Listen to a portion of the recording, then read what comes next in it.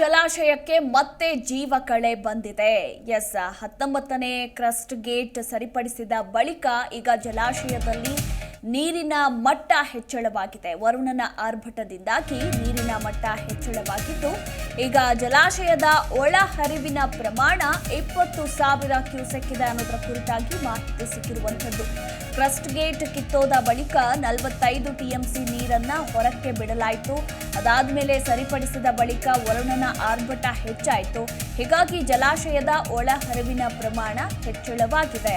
ಆ ಭಾಗದ ರೈತರಲ್ಲಿ ಜನರಲ್ಲಿ ಮಂದಹಾಸ ಮೂಡಿರುವಂಥದ್ದು.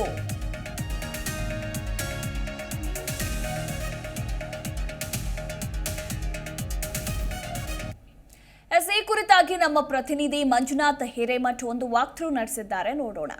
ಕಲ್ಯಾಣ ಕರ್ನಾಟಕದ ಜೀವನಾಡಿಯಾಗಿರುವ ತುಂಗಭದ್ರಾ ಜಲಾಶಯದ ಬಳಿ ಇದ್ದೀವಿ. ನೋಡಬಹುದು, ತುಂಗಭದ್ರಾ ಜಲಾಶಯದ ಕ್ರಸ್ಟ್ ಗೇಟ್ ಕಳೆದ 1 ವಾರಗಳ ಕೆಳಗೆ ನೀರಿನ ರಭಸಕ್ಕೆ ಕೊಚ್ಚಿಕೊಂಡು ಹೋಗಿತ್ತು. ಈಗ ನಾವು ಲೈವ್ ದೃಶ್ಯಾವಳಿಗಳಲ್ಲಿ ತೋರಿಸ್ತಾ ಇದ್ದೀವಿ. ಸದ್ಯ ಈಗ ಜಲಾಶಯದಲ್ಲಿ 90 TMC ಅಷ್ಟು ನೀರು ಕೂಡ ಸಂಗ್ರಹ ಇದೆ. ಒಳಹರಿವನ್ನು ನಾವು ಗಮನಿಸೋದಾದ್ರೆ ಸುಮಾರು 20,000 ಕ್ಯೂಸೆಕ್ಸ್ ಅಷ್ಟು ಒಳಹರಿವಿದೆ. ಇನ್ನು ಹೊರಹರಿವನ್ನು ನಾವು ಗಮನಿಸೋದಾದ್ರೆ ಸುಮಾರು 10,000 ಕ್ಯೂಸೆಕ್ಸ್ನಷ್ಟು ಹೊರಹರಿವಿದೆ.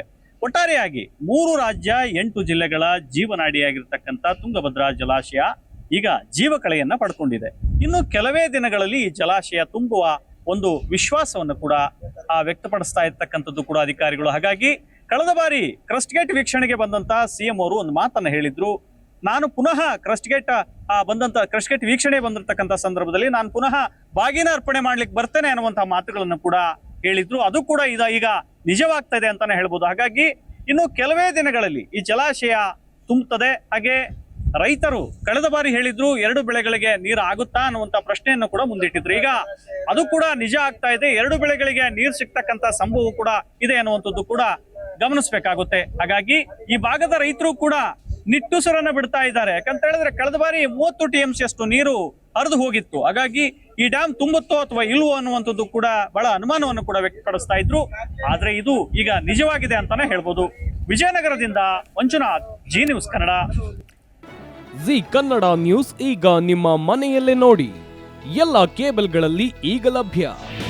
ನಿಮ್ಮ ನೆಚ್ಚಿನ ಜಿ ಕನ್ನಡ ನ್ಯೂಸ್ ಈಗ ಸನ್ ಡೈರೆಕ್ಟ್ ನಲ್ಲಿ number 292, Tata play number 1664, Jio TV number 1334, NXT digital number 30, in cable number 30, city networks 51, U digital number 162, GTPL number 17, Rockline telecommunications number 42, Shri Basaveshwara cable number 168, rural cable network 60, Vinayaka digital 57, Abhishek cable 821, city channel 53, Siddeshwara cable network 57, V4 digital Infotech 628, Surya digital networks 53, Gajanan digital number 836, Malnad Infotech private limited number